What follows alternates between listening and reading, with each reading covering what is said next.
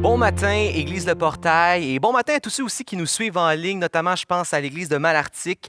Mon nom est Simon, je suis pasteur des ados ici à l'Église, et merci de me donner encore une fois l'occasion de vous partager la bonne nouvelle de Jésus, mais cette fois directement dans le confort de votre salon. Présentement, on poursuit notre thématique qui se nomme « Lumière sur notre sentier », qui est basée sur le psaume 119.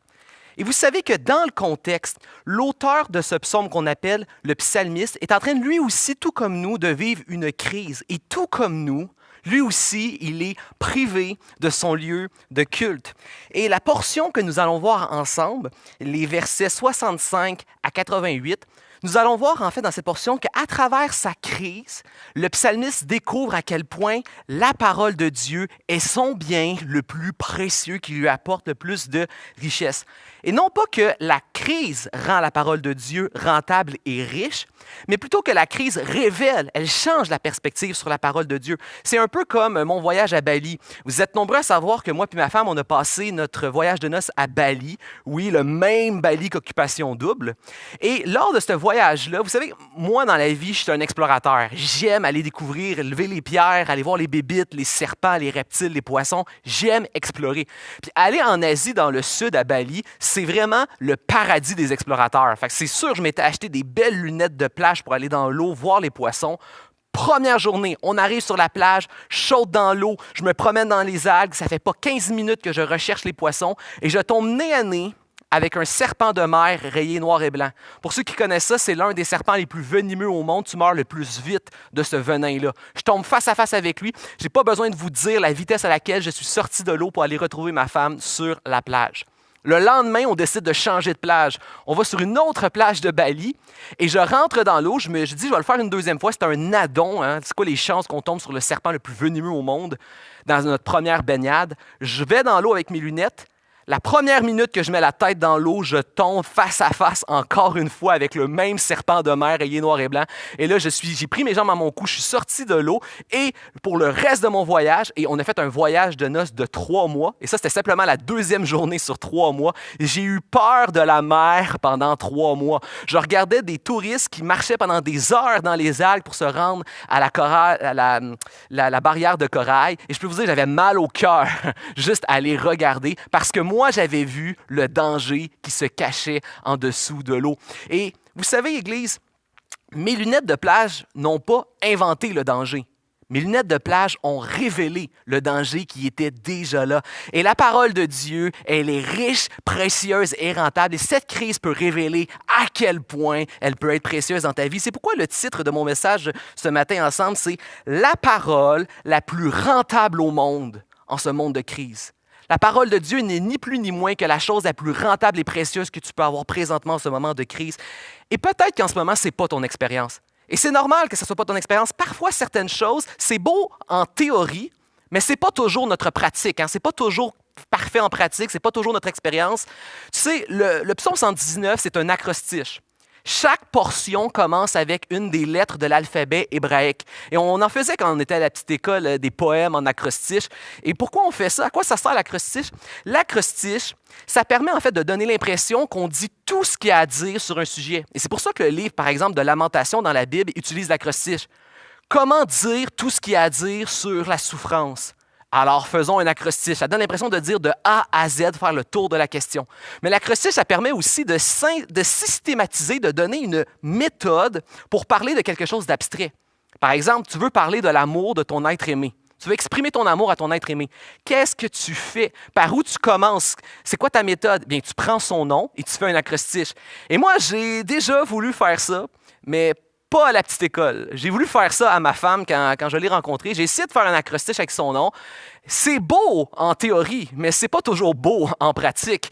Quand ta femme, elle s'appelle Meiji, qu'il y a 2 fois la lettre E, il y a 2 fois la lettre I, il y a un J bizarre dans le milieu, des lettres que c'est difficile et bizarre de commencer des phrases et des sections avec ça. Au final, j'ai abandonné le projet parce que ça donnait quelque chose de beaucoup plus laid que beau. Parfois, les choses, ça semble très beau en théorie. Mais ce n'est pas toujours notre pratique et notre expérience. Et mon désir pour toi, Église, c'est qu'on puisse voir ensemble pourquoi et comment le psalmiste est capable de dire que la Bible est son bien le plus précieux en moment de crise. Il est capable même de s'exprimer, de dire la parole de Dieu vaut plus pour moi, au verset 72, vaut plus pour moi que 1000 objets d'or et d'argent. C'est peut-être pas ton expérience, c'est pas toujours notre expérience, mais regardons à pourquoi et comment il est capable d'en arriver à faire une telle déclaration. Si tu es avec moi, prends ta Bible, tu peux tourner déjà à la première section, versets 65 à 72, on lit ensemble. Tu me fais du bien à moi, ton serviteur, Seigneur, selon ta parole. Apprends-moi à bien discerner et à connaître, car j'ai mis ma foi dans tes commandements. Avant d'avoir été affligé, je m'égarais. Maintenant, j'observe ce que tu dis. Tu es bon et bienfaisant. Apprends-moi tes prescriptions. Des gens arrogants m'enduisent de mensonges, mais moi, je garde tes directives de tout mon cœur. Leur cœur est insensible dans leur graisse, mais moi, je fais de mes délices de ta loi. Il est bon pour moi d'être affligé afin que j'apprenne tes prescriptions. Mieux vaut pour moi la loi de ta bouche que 1000 objets d'or et d'argent. La première chose que le psalmiste veut nous apprendre sur la parole de Dieu, c'est qu'elle est précieuse. On doit réaliser à quel point elle est précieuse. C'est étonnant de voir à quel point le psalmiste, à travers la crise qu'il expérimente, il utilise la crise comme une occasion pour lui pour s'examiner. Examiner avec attention sa vie afin d'être capable de cibler ce qui est vraiment fondamental et essentiel dans sa vie. Regarde ce qu'il dit au verset 67. Avant d'avoir été affligé, donc avant ma crise, j'étais en train de m'égarer. Il examine ce qu'il était avant la crise. Il examine ce qu'il est maintenant qu'il est en crise et en arrêt. Et il est en train de décider ce qu'il veut être après la crise. Et son œuvre, son outil, ce qui est essentiel dans sa vie pour arriver à devenir la personne qu'il veut être, et c'est pour ça que c'est fondamental, c'est la parole de Dieu. C'est pourquoi il termine en disant « Mieux vaut pour moi la loi de ta bouche que 1000 objets d'or et d'argent. » Vous savez, la crise dans nos vies, là, elle a cette capacité-là de nous amener à cibler des choses qui étaient essentielles que parfois on ne voyait pas en temps normal. Jamais une personne sur son lit de mort dit « J'aurais dû faire plus d'argent ». Une personne sur son lit de mort réalise à quel point le temps qu'elle avait était précieux. Jamais une personne qui tombe malade et qui perd la capacité de son corps va dire « J'ai pas regardé assez de séries sur Netflix ou j'ai pas joué à assez de jeux sur PlayStation ». Non, cette personne réalise à quel point la santé était précieuse. Quand on perd un proche, jamais on se dit « et que je n'ai pas envoyé assez de cartes postales à cette personne-là ». Non, on réalise à quel point la relation était précieuse. En ce moment, la crise, là, elle n'a pas inventé ta famille, mais peut-être elle te fait réaliser plus que jamais à quel point ta famille, pour toi, c'est ce qu'il y a de plus précieux.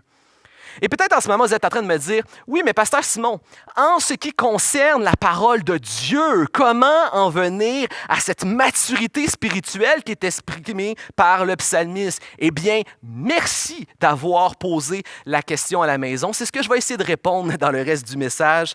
Vous savez, le COVID-19 n'a pas inventé les crises. L'être humain fait naufrage et souffre depuis que le monde a rejeté Dieu.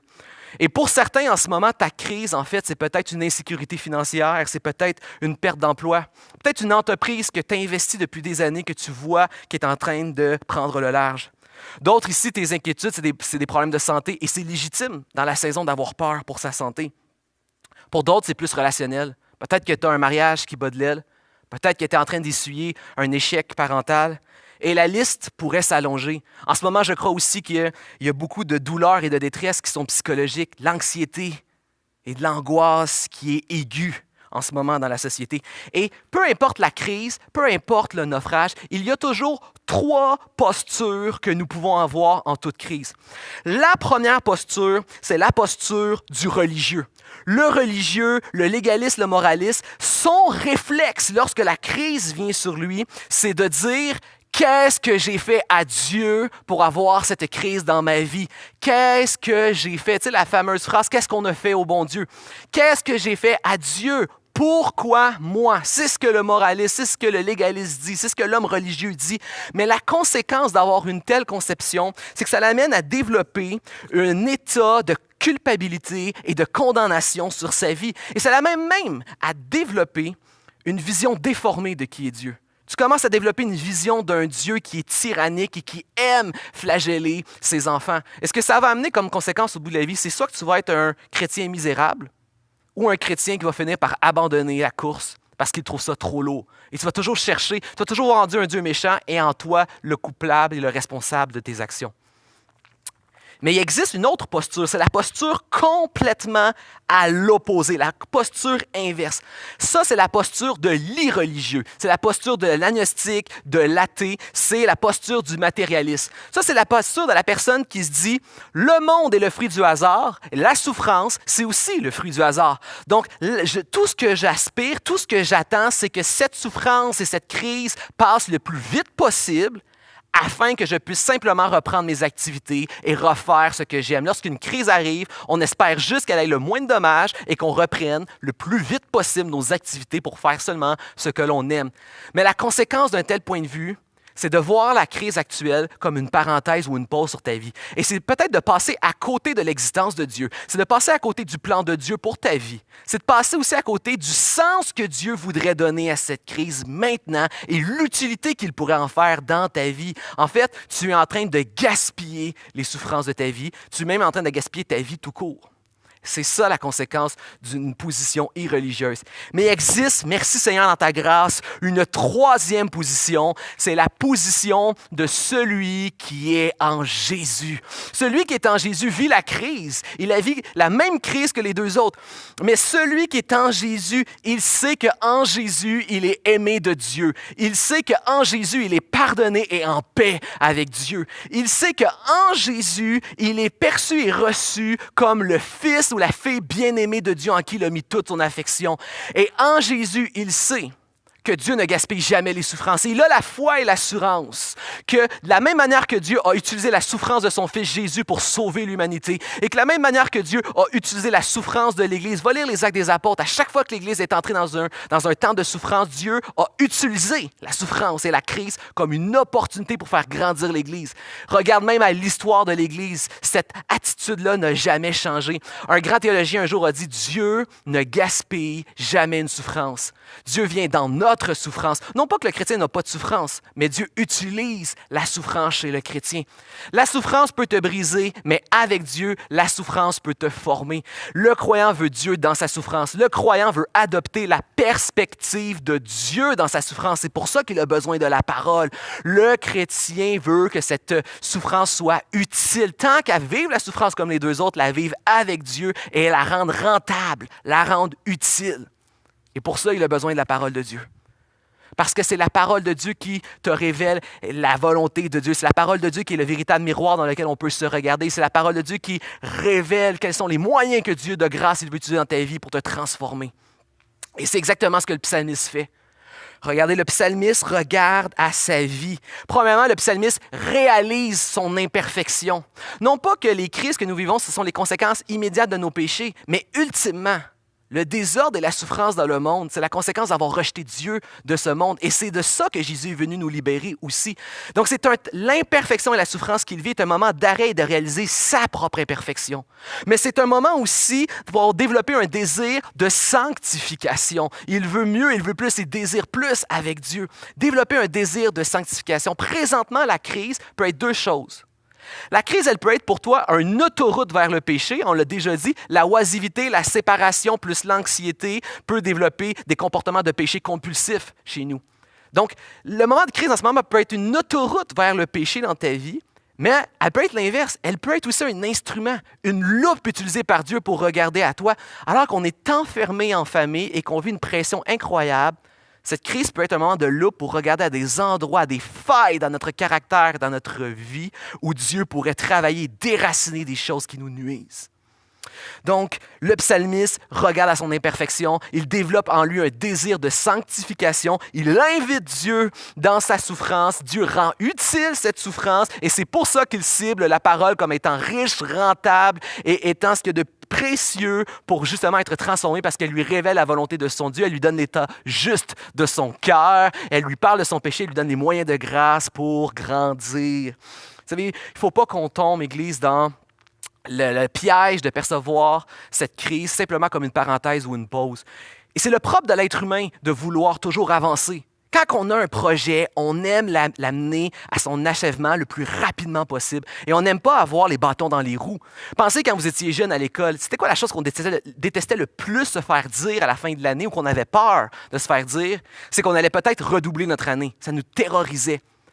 Tous les gamers ici, vous avez déjà vécu dans votre vie le fait d'avoir fait une partie sur un Nintendo et qu'on a effacé votre tableau que vous aviez passé. Vous êtes obligé de recommencer la partie. On n'aime pas perdre ce qu'on a travaillé pour.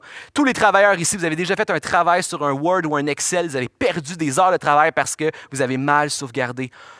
La nature humaine charnelle, c'est de voir cette crise uniquement comme une pause, un arrêt, et on attend juste de recommencer. Mais on ne doit pas avoir cette perspective-là, parce qu'il y a toujours, même si le monde est en arrêt, même si les activités à Montréal sont arrêtées, même si tout le monde est confiné, si tout le monde est à la maison, il y a deux choses qui n'arrêteront jamais dans ce monde.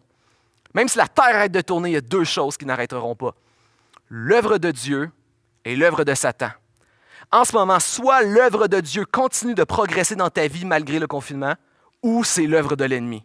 C'est l'un ou c'est l'autre. Imagine un couple. Imagine un couple qui s'aime, en fréquentation, qui doit se séparer pour une longue période de temps, par exemple les études et tout ça. Ce couple doit maintenant expérimenter sa relation et son intimité d'une manière différente, mais elle ne peut pas percevoir cette séparation-là uniquement comme une pause. J'ai déjà expérimenté ça, moi. Le premier été de la première année où j'ai rencontré ma femme, elle est partie vivre 3 mois pendant l'été en Afrique. C'est long 3 mois quand tu viens de te rencontrer et que tu es passionnément en amour. Et moi, j'avais toujours 2 peurs dans ma tête. La peur que notre relation s'effrite, de perdre la relation qu'on venait de commencer à bâtir, et la peur qu'elle rencontre un autre homme, qu'elle me jette. Soyons pas dupes, Église. Si nous voyons ce temps de confinement comme simplement une pause de notre foi, une pause de notre christianisme, une pause de l'œuvre de Dieu dans notre vie, et qu'on pense que quand tout cela sera terminé, qu'on va se rassembler à nouveau, qu'on va reprendre là où on avait laissé les choses, ne soyons pas naïfs. Ce n'est pas vrai. Un couple qui perçoit une longue séparation comme simplement une pause, ce n'est pas vrai qu'ils reprennent leur relation exactement là où ils l'avaient laissée. En fait, s'ils n'ont pas investi dans leur relation, ils ne vont pas la reprendre là où ils l'avaient laissée. En fait, ils vont s'être éloignés. Ils vont peut-être même avoir régressé. Peut-être même il y a de l'infidélité comme l'infidélité spirituelle qui va être rentrée dans le cœur. Ne soyons pas dupes. Beaucoup de personnes, lorsqu'on va revenir ensemble, Dieu va te sembler un inconnu. L'Église va te sembler un inconnu. Peut-être tu vas avoir vécu du péché, de l'infidélité spirituelle. Peut-être tu vas être éloigné de Dieu. Ne voyons pas ce confinement comme une pause, mais investissons. Mais comme le couple séparé, peut-être que ça nous amène à changer notre manière de vivre notre foi. On ne la vit plus aussi collectivement qu'avant. On ne dépend peut-être plus de l'Église, de ses programmes. Mais à la maison, tu peux expérimenter une intimité différente et nouvelle avec ton Seigneur. Regarde comment le psalmiste commence cette section. Il commence en déclarant les bontés passées de Dieu. Il commence en disant « Tu me fais du bien à moi, ton serviteur Seigneur », et il termine en élevant la parole de Dieu. Ça prend 2 ingrédients pour développer un amour, un attachement puis une passion chez quelqu'un. Il faut que tu apprennes à connaître qui est la personne et ce que fait la personne. Ce qu'est une personne et ce que fait une personne, c'est 2 ingrédients pour apprendre à aimer. Ce qu'est une personne qui a du sens de l'humour, belle, fin, gentille, charisme, c'est des choses qu'on aime. Et ce que fait une personne, elle est attentionnée, elle te donne du temps, de l'attention, elle te fait des cadeaux, elle prend soin de toi. Donc, c'est les 2 ingrédients pour développer passion et amour. Ce qu'est une personne et ce que fait une personne. Et ça, tu le découvres dans la parole et dans la prière. On a besoin d'expérimenter une intimité avec Dieu qui ne dépend peut-être plus de programme ou d'église, mais chez toi, tu peux expérimenter l'intimité de Dieu. Chez toi, tu peux avoir une vision équilibrée d'une relation spirituelle avec Dieu. De la même manière qu'il faut un régime équilibré en biologie, donc on a le guide alimentaire pour ça, spirituellement, il nous faut un guide spirituel équilibré. La prière, ça ne se limite pas à des listes d'épicerie de demandes. La prière, c'est varié. Peut-être tu as déjà entendu, je vais faire un autre acrostiche ce matin. Peut-être tu as déjà entendu l'acrostiche prière. Ça commence avec la parole, ça vient avec la repentance, l'intercession, ça vient aussi avec la reconnaissance, l'exaltation et de l'écoute. Si tu retiens le mot prière, tu reconnais tout tous les types de besoins spirituels que nous avons à travers la prière. Et dans ce texte, le psalmiste met l'emphase sur 3 éléments qui sont importants pour passer à travers de la crise et qui nous montrent à quel point la parole est importante.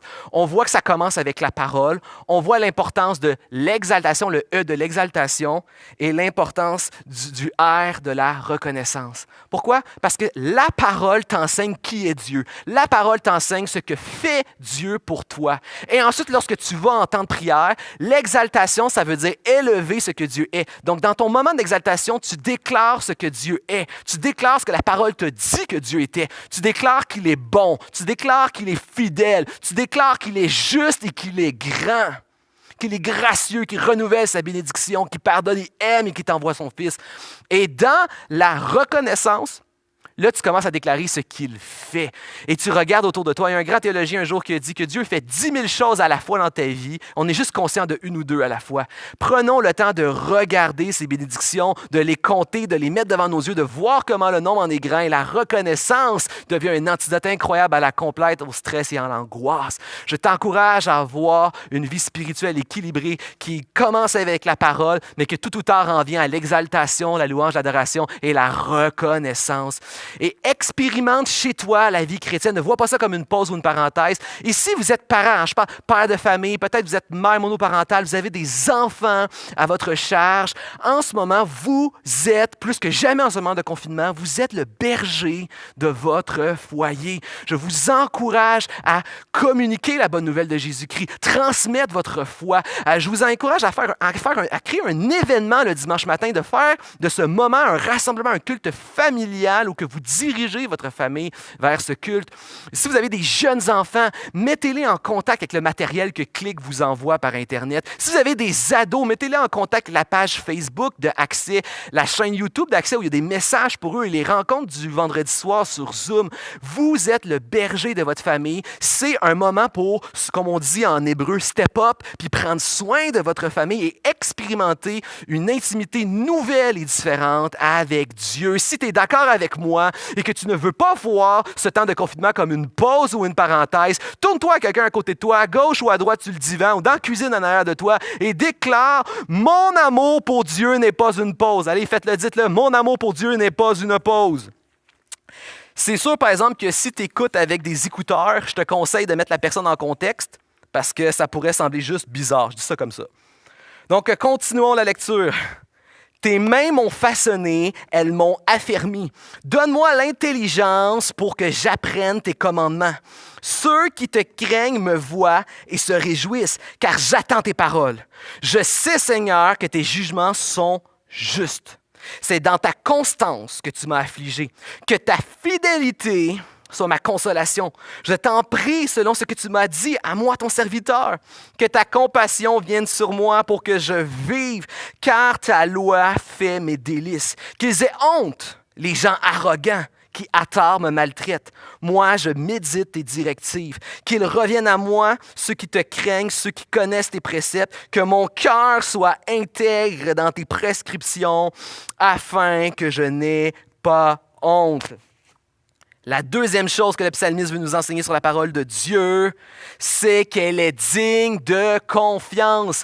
Même quand ça ne semble pas correspondre à notre expérience, même quand ce n'est pas toujours notre intuition, même quand on ne la comprend pas ou ne la vit pas, la parole de Dieu est digne de confiance. Et c'est pour ça qu'on peut reposer sur elle en tout moment. Lorsque nous, on est instable, elle demeure solide et stable. Et voici la logique que le psalmiste exprime ici. Ce qu'il dit, c'est Dieu est le créateur du monde. Donc, Dieu est le standard ultime. C'est le critère ultime en toute chose. C'est le standard de souveraineté, d'autorité et de moralité sur le monde entier. Donc, si Dieu est le créateur du monde et le monde est issu de Dieu, Dieu est le standard de toute chose. Il est le standard de ce qui est vrai, il est le standard de ce qui est bon, il est le standard de ce qui est juste et moral. Donc, par conséquemment, la parole de Dieu, sa parole reflète ce standard. Dieu a créé le monde, Dieu est le standard du monde. Sa parole reflète ce standard. Et ce qu'il dit le psalmiste ici, c'est qu'il ne laisse pas son manque de compréhension dans sa crise. Il ne comprend pas tout. Il ne voit pas tout s'il manque de vision.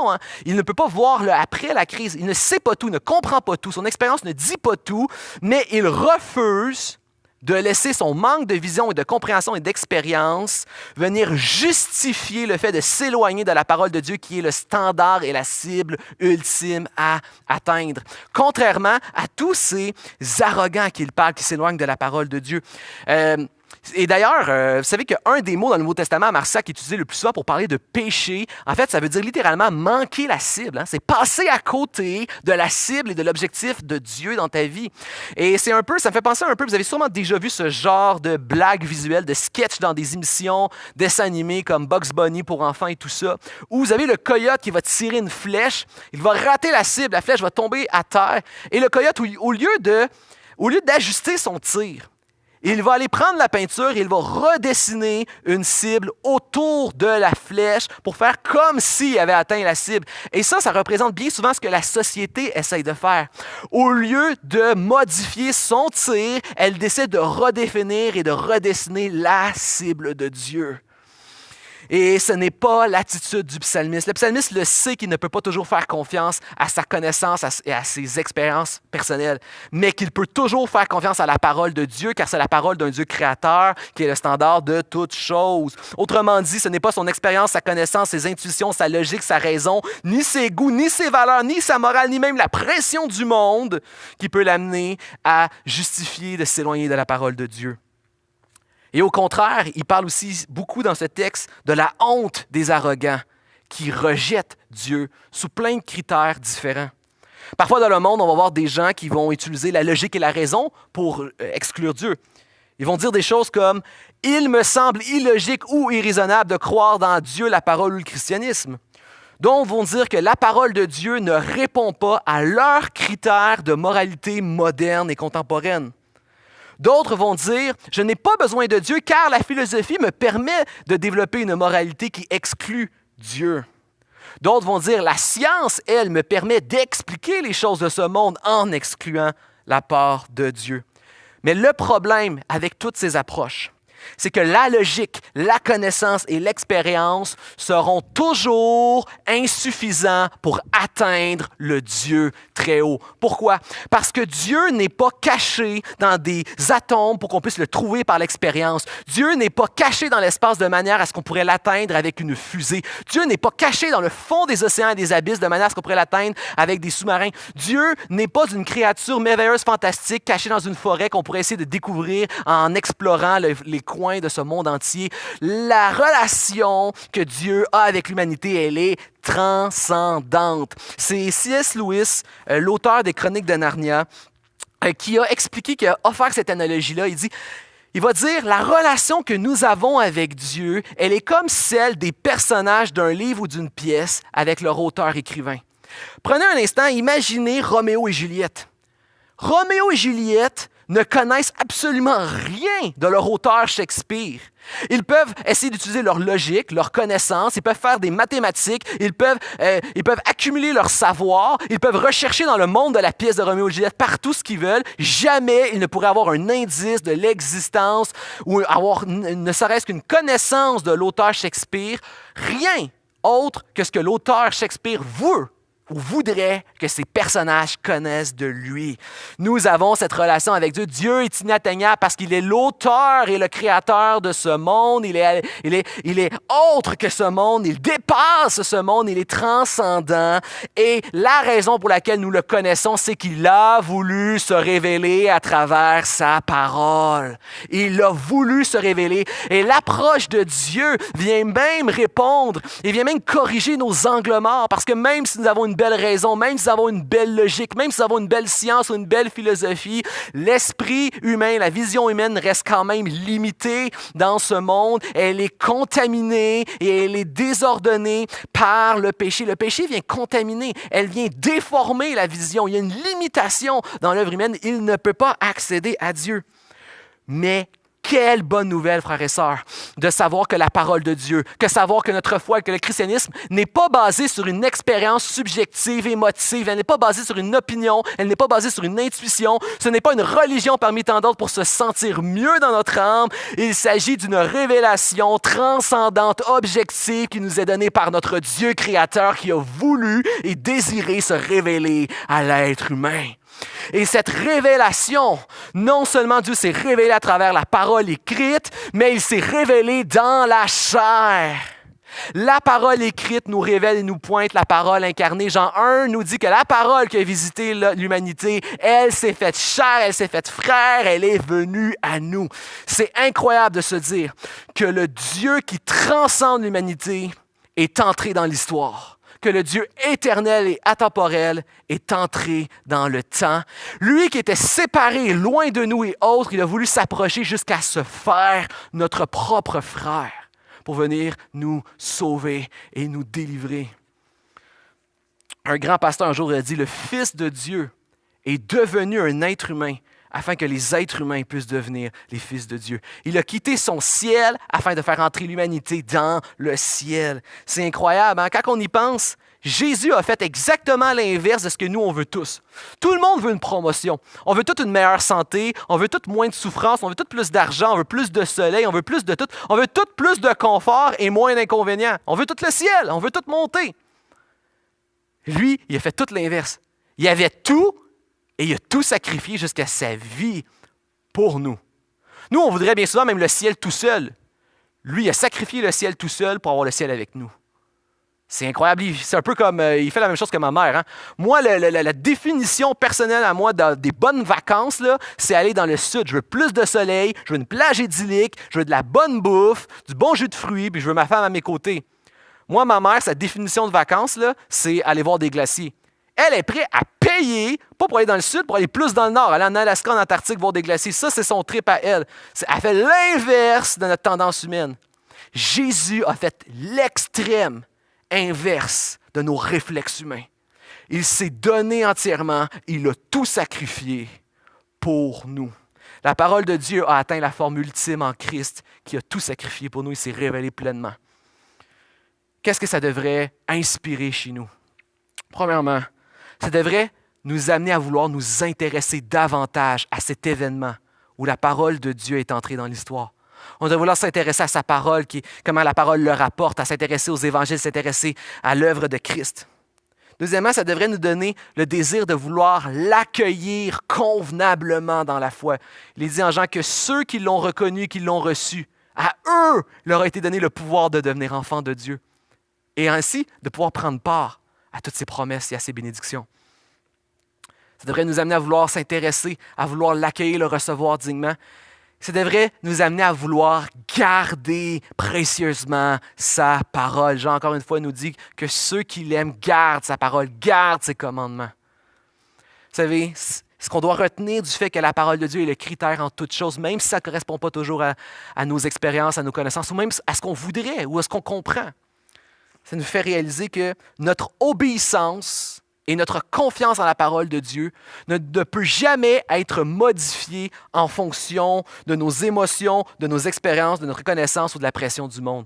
Au contraire, c'est la parole de Dieu qui va dicter notre confiance et qui va dicter notre obéissance. Et si tu le crois, dis quelque chose chez toi et dis-le fort. Dis Amen, dis Alléluia, dis gloire à Jésus, dis-le fort.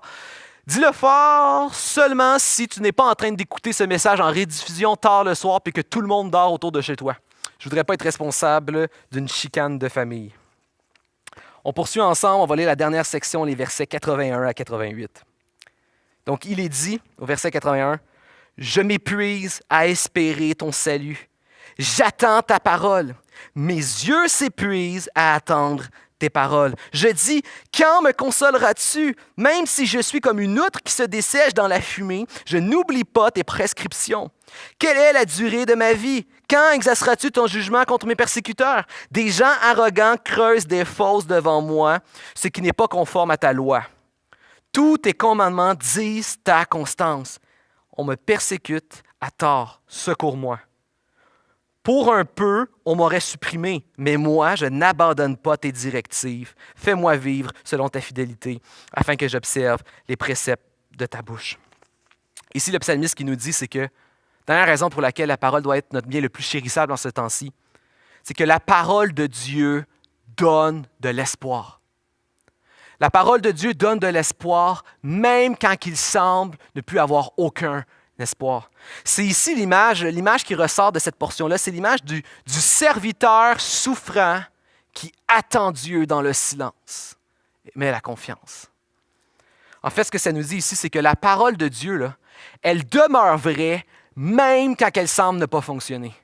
Autrement dit, le christianisme, ton christianisme, demeure vrai même quand il ne fonctionne pas dans ta vie. Pourquoi je dis ça?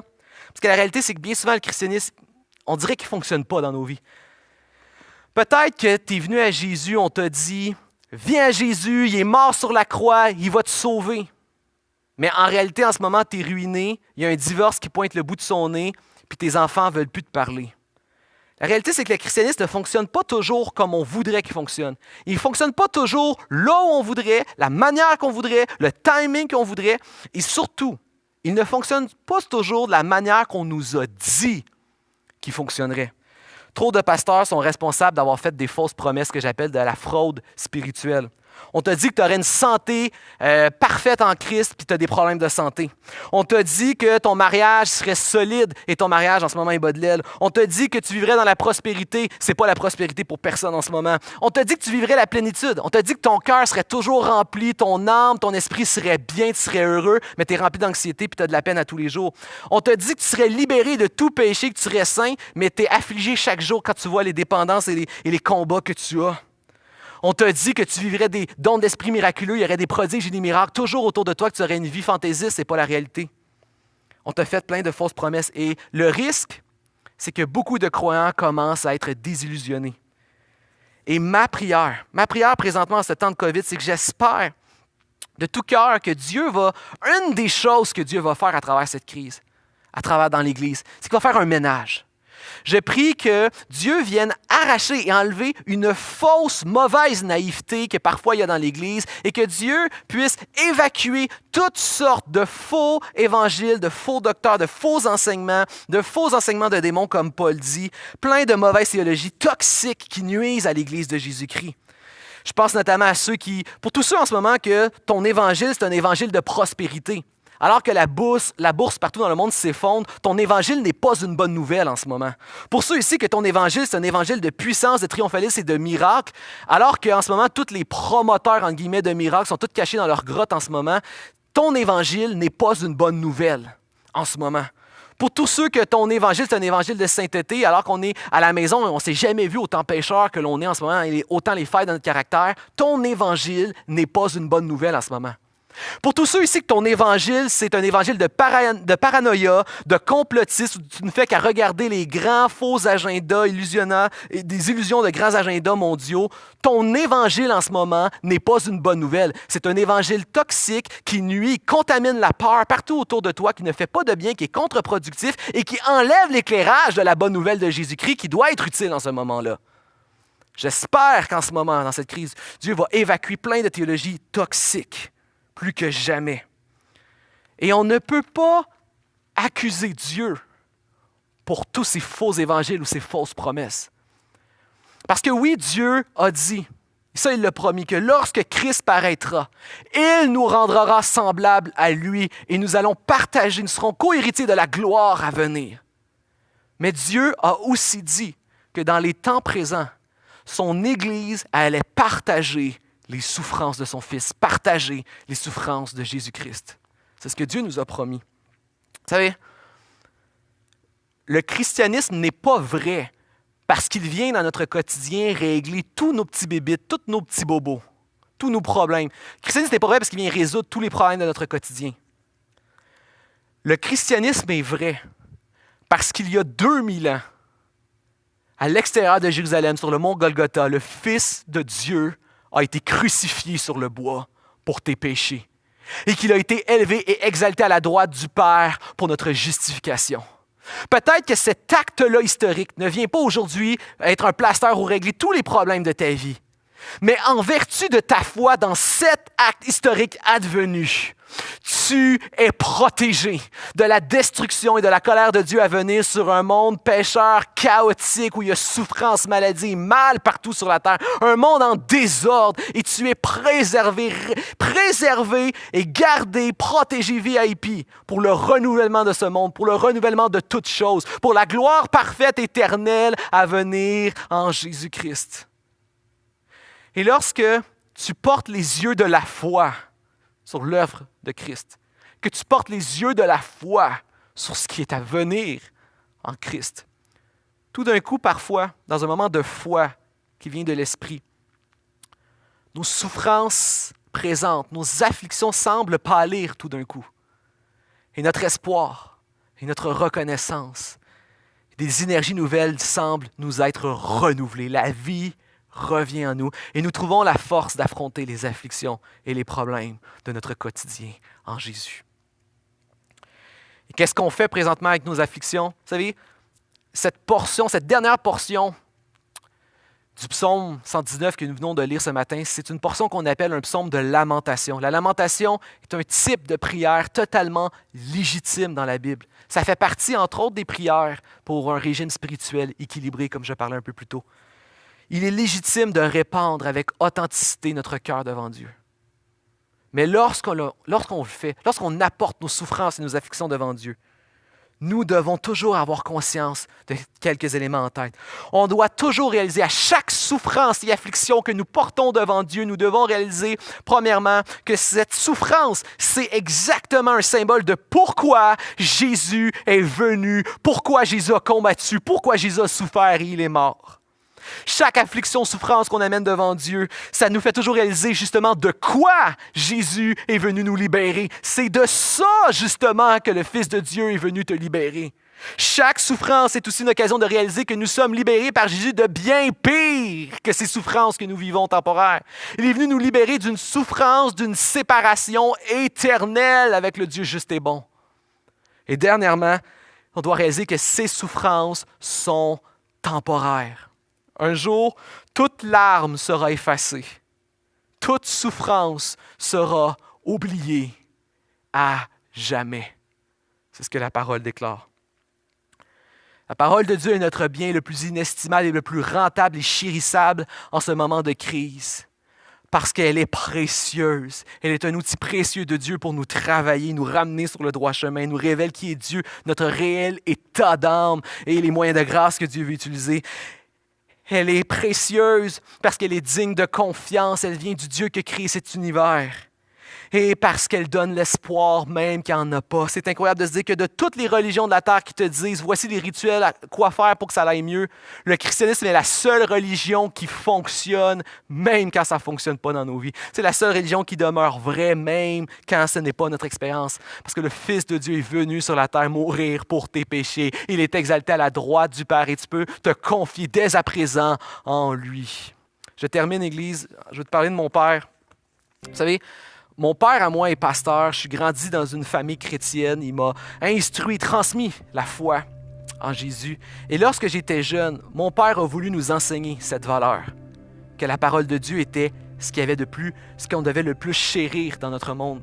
Et mon père, vous savez ce qu'il a fait? Le psaume 119, c'est le psaume le plus long de la Bible. Et mon père ne voulait pas seulement que l'amour de la Bible soit une théorie chez nous. Il voulait nous le montrer en pratique, que ça devienne une expérience. Alors mon père a entrepris d'apprendre le psaume 119 par cœur.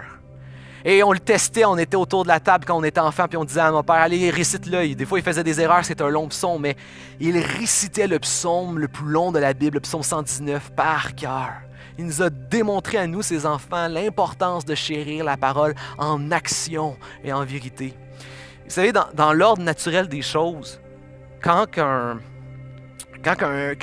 enfant est dans la peine, dans la souffrance, dans la tristesse, c'est le parent qui console l'enfant. Et mon père le fait quand j'étais jeune. J'étais malade, il me prenait dans ses bras, il me chantait les louanges, il me récitait les psaumes de la Bible. Et j'ai compris vite que le christianisme n'était pas une religion magique, mais qu'il y avait une espérance réelle. Mon père m'a répété à quel point Dieu est juste. Dieu, il est bon, il est rempli de grâce, il est présent dans ton affliction. Et je l'ai compris très vite dans mes souffrances et dans mes peines quand j'étais jeune, à force de voir mon père réciter la parole de Dieu avec confiance et foi, même si ce n'est pas ce que nos émotions, intuitions ou notre expérience nous dit. Et comme je disais, dans l'ordre naturel, c'est les parents qui prennent soin des enfants lorsqu'ils sont dans la peine. Mon père, dernièrement, les choses ont été inversées. Il y a une semaine de cela, ma grand-mère, la mère de mon père, est décédée du COVID-19 dans son centre. Et jamais de ma vie, je n'ai été témoin de mon père, autant de tristesse et de peine de mon père. Jamais je n'ai vu mon père en deuil comme je l'ai vu il y a une semaine. Vous savez quoi? Ce qui était incroyable, c'est que alors qu'en ce moment on vit dans un chaos, alors qu'en ce moment on vit dans un désordre, lui aussi est pasteur d'une église, lui aussi dans un tourbillon, il doit prendre soin de son église malgré la séparation et le confinement. On est dans un chaos, il y a la peur, la maladie. Mon père lui-même fait partie de cette catégorie de personnes qui sont à risque. Sa mère, celle qui l'a mis au monde, celle qui a pris soin de lui, celle qui contribue à la personne qu'il est aujourd'hui, vient de mourir. Il vit le deuil, la séparation de la mort au milieu de la crise du COVID avec tout ce qu'il y a à faire. Et malgré ses larmes abondantes et sa peine de la perte de sa mère, il continue de répéter, rempli de reconnaissance, « Merci, merci, merci, mon Seigneur. » Il continue de redire, « Mon Dieu est bon, mon Dieu est juste. » Il est reconnaissant parce que le centre a permis, alors que les personnes ne peuvent pas aller visiter les mourants, le centre a permis, en donnant tout l'équipement nécessaire à mon père, de pouvoir aller au chevet de sa mère les quelques dernières heures qui lui restaient. Il a pu lui tenir la main, il a pu lui donner des dernières paroles. Et juste ça, il était rempli de reconnaissance. Et mon père est dans le même naufrage que nous vivons. Il vit la séparation et le deuil. Il pleure abondamment, mais il répète, il est bon, il est bon, il est fidèle, il est juste. Sa grâce se renouvelle, ses bénédictions se renouvellent. Merci mon Seigneur de m'avoir permis d'avoir vu ma mère. Merci mon Seigneur d'avoir permis de prendre la main de ma mère. Merci mon Seigneur de m'avoir permis de lui dire que je l'aime. Et merci maintenant qu'elle est partie de pouvoir te faire confiance que dans tes jugements, tu es juste. Tu es fidèle et tu es bon. Et mon père, qu'est-ce qu'il a fait? Est-ce que mon père écoutait son cœur? Qu'est-ce que mon cœur me dit? Qu'est-ce que mon cœur ressent? Non. Est-ce qu'il écoutait ses pensées? Est-ce qu'il se disait qu'est-ce que me disent mes pensées? Non. Est-ce qu'il écoutait ce que le monde dit? Qu'est-ce que le monde pense de la situation? Non. Il récitait et il répète ce que la parole de Dieu déclare. Il est bon, fidèle, juste, gracieux, un Dieu de bénédiction.